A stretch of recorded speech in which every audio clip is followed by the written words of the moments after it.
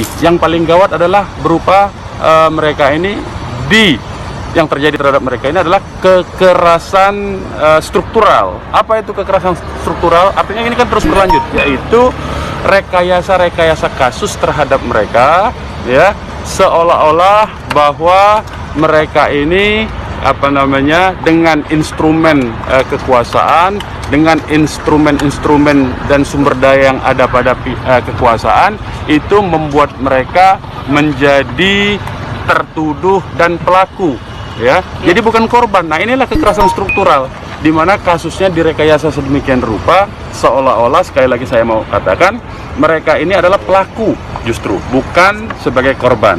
Dan itu sudah terbukti, ya, kekerasan struktural ini dengan dijadikannya atau dengan dipanggilnya wartawan juga, salah satu wartawan FNN dipanggil hari ini menghadap ke Barreskrim, dipanggil sebagai saksi, padahal kan dia cuma memberitakan. Nanti kalau anda ini memberitakan, ini dipanggil saksi juga, padahal cuma memberitakan investigasi ke lapangan, dipanggil dalam perkara 170, kan aneh itu.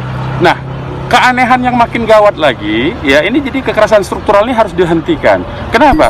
Tadi kan di awalnya dikatakan ada tembak-menembak, kemudian ada serangan, tetapi kemudian berubah, ya, bahwa mereka ditangkap. Setelah diinvestigasi oleh teman-teman wartawan, di sana ternyata tidak ada tembak-menembak di lokasi KM 50.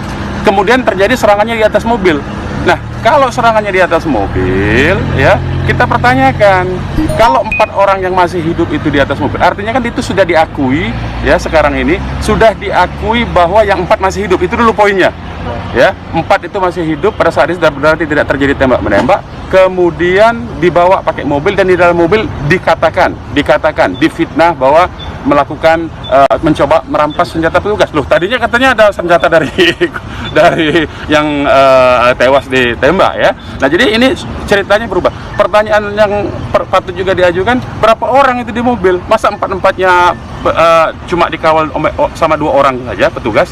Nah, ini makin aneh, ya, makin aneh. Dan kemudian dihabisi 4-4-nya di dalam mobil. Nah, ini kan makin jelas. Dan justru mereka yang dituduh pasal 170, dan keluarga mereka dipaksa untuk dipanggil. Kan keluarganya tidak hadir, keluarganya kan tidak tahu apa yang terjadi di lapangan.